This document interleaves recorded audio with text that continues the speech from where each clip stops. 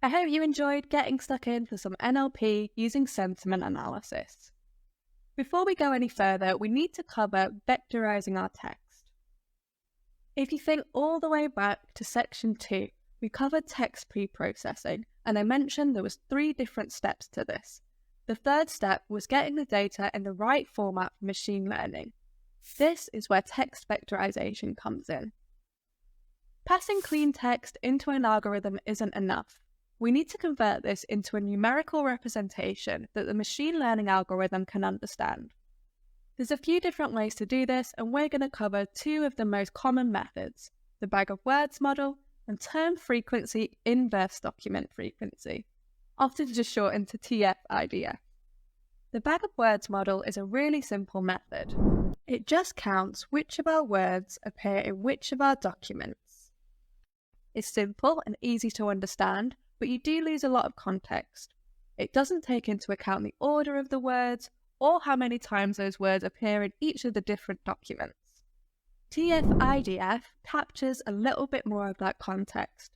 It calculates the importance of that word for that particular document and takes into account how that word also appears in each of the other documents in our data. We'll cover the specific calculation of TF-IDF in that lesson, but for now, let's jump straight in and start creating our bag of words model. So let's get started creating our bag of words model. We'll need the pandas package, and then we'll be using the count vectorizer function, which comes from the sklearn feature extraction text package. The data that we'll be using for this example is just 6 random sentences. They've just been randomly generated so we can see what comes out. Creating a bag of words is super simple. The first step is to initialize the count vectorizer. So we'll create our variable countVec and then use count vectorizer with the empty brackets to initialize. We'll then want to fit this to our data. So we'll create countVec_fit and then reference countVec, which is our initialized count vectorizer, .fitTransform. This uses the sklearn functions fit and transform, but by using fitTransform, we can do it all in one quick line. Within the brackets, the argument is just the data that we want to fit and transform. We then create our bag of words and we want it in a pandas data frame. So we use pd.dataframe, and then our data comes from countVec_fit, and we use the toArray to get it in the right format to go into a data frame. The column names can be accessed from countVec, and then we use .getFeatureNamesOut. This will pull the different words in our data and assign them to the correct column names.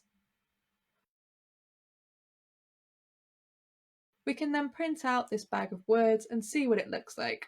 So as we mentioned in the last lesson, a bag of words just indicates whether a word is present in a document or not. So for each of the rows, this is the different piece of text within our data. So for example, row 0 is the text, most shark attacks occur about 10 feet from the beach, since that is where the people are. So we can see here that the words 10, about, are, attacks, beach, where are all present within this text. The next row down is just the next piece of text within the data. So the efficiency with which he paired the socks in the drawer was quite admirable, and so on. So you can see each row relates to each piece of text in our data, and each column relates to one of the individual words that's present within all the data. The values are just 0 and 1, with 1 indicating that word is present in that piece of text, and 0 obviously indicating that it's not present. So it's super simple to do and nice and easy to interpret. However, like I mentioned, you do lose quite a lot of context by using this method. So in the next lesson, we'll look at TF-IDF vectorizers, which help retain a little more of that context. Using TF-IDF as a way of vectorizing your text is a great way to keep some more of the context as opposed to the bag of words model. TF-IDF stands for Term Frequency Inverse Document Frequency. It calculates the importance of the word for each string or document in our dataset by how often it occurs generally. To understand how it works, we need to understand what we mean by term frequency and inverse document frequency. Term frequency is the number of times a word appears in a document, so that's an individual piece of text, whether that's a row in our data or an item in a list.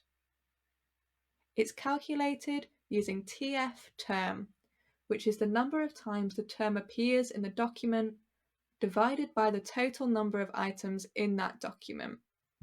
So it's the number of times an individual word appears in a piece of text divided by the total number of words. Inverse document frequency is a measure of the importance of each term in each document. It's calculated using IDF term. It's the log of the total number of documents divided by the number of documents containing that term. So for example, it could be the number of rows in the dataset divided by the number of rows that contain the specific term that we're looking at. This then iterates through each term in each of the documents and calculates a score for each term per document. Once it's been calculated, common words will have a lower score, meaning less importance. Less common words will have a higher score, meaning that some of the context around how those words are used and which words are important to which documents and which words are important in the dataset overall has been retained. Thankfully, the sklearn package has a TF-IDF vectorizer that does a lot of the calculations for us. So we can import it using the sklearn feature extraction text import TF-IDF vectorizer. It then just works the same way pretty much as our bag of words. We first initialize the vectorizer, we create our variable TF-IDF-vec and initialize it using TF-IDF vectorizer with empty brackets. We then do the fit transform, so we create TF-IDF-vec_fit and we use TF-IDF-vec.fit_transform and reference our data. We then create our data frame, so again it's similar to before.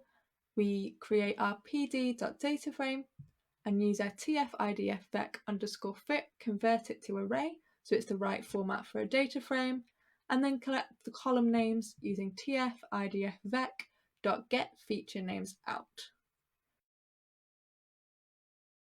So if we print this out, we can see that there's a lot more going on here. It's not just ones and zeros, there are different numbers for different words and for different documents. So a lot more of the kind of context and the differing way these terms are used in the different documents has still been retained. So when we go forward with any machine learning, we're going to keep a lot more of that nuance for the machine learning to try and understand